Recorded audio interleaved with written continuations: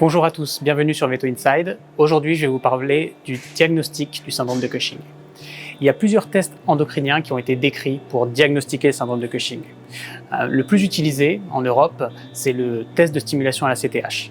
Ce test est associé à un nombre relativement élevé de faux négatifs, 15% lors de tumeurs hypophysaires, 40% lors de tumeurs surrénaliennes, et une quantité, je dirais, relativement modérée de faux positifs. Si on le compare aux autres tests, c'est le test associé cependant avec le moins de faux positifs. Le deuxième test qui existe dans le cadre du diagnostic du syndrome de Cushing est le freinage à la dexaméthasone. Sur base de l'interprétation historique de ce test, le taux de faux négatifs est très faible. Il y a quand même une quantité modérée de faux positifs. Le dernier test qui a été décrit dans le cadre du diagnostic du syndrome de Cushing est le rapport corticoïde-créatinine urinaire. Historiquement, ce test a été rapporté comme étant associé à beaucoup de faux positifs, mais très peu de faux négatifs. En réalité, des modifications qui ont été réalisées dans la méthode de mesure de ce test récemment ont affecté significativement la sensibilité de ce test, ce qui veut dire que la quantité de faux négatifs est plus importante qu'elle ne l'était dans le passé. Vous l'avez compris, les tests endocriniens utilisés dans le cadre du syndrome de Cushing sont très imparfaits. Sur base de cette affirmation, il faut bien comprendre que le diagnostic du syndrome de Cushing n'est pas basé sur seulement le résultat d'un de ces tests, mais vraiment sur un ensemble d'éléments. Il faut prendre en compte le signalement du chien. C'est une maladie qui est très inhabituelle chez les chiens de moins de 6 ans.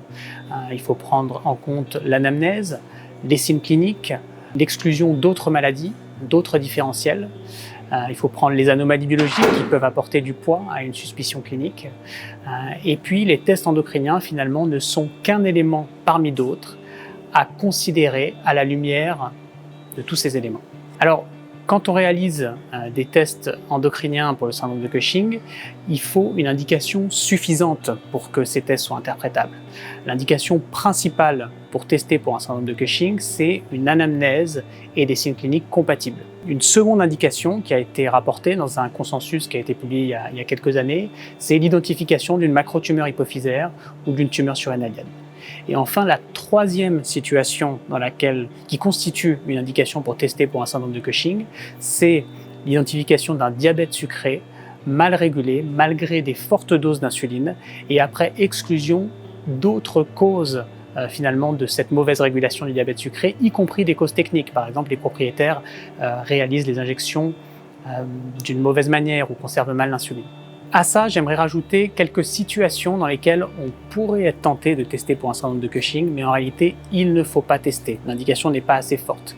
Et parmi celles-là, je pense qu'on peut citer l'identification d'anomalies biologiques compatibles sans signe clinique associé. Par exemple, un chien avec l'identification fortuite d'une augmentation de l'activité des phosphatases alcalines, ça, c'est pas une indication suffisante pour réaliser des tests endocriniens. Une deuxième situation dans laquelle on pourrait être tenté de tester, mais en réalité il ne faut pas tester, ça pourrait être par exemple un animal chez qui on n'a pas exclu d'autres hypothèses diagnostiques. Je donne un exemple, un chien présentant de la polyuropolydipsie, vous n'avez pas réalisé de biochimie pour investiguer une maladie rénale chronique ou une hypercalcémie, par exemple. Une troisième situation dans laquelle il ne faut pas tester, c'est un animal critique, présenté en situation aiguë. Le stress généré par cette situation critique est susceptible d'affecter les résultats de ce test et de causer des faux positifs. Et enfin, une dernière situation dans laquelle il ne faut pas tester pour un syndrome de Cushing, c'est lorsque l'animal reçoit des médicaments qui sont susceptibles d'interférer avec les résultats des tests endocriniens, comme par exemple des glucocorticoïdes, même topiques, des gouttes dans les yeux, des traitements topiques dans les oreilles ou des progestagènes. J'espère que cette vidéo vous aura appris des choses. À bientôt sur Veto Inside.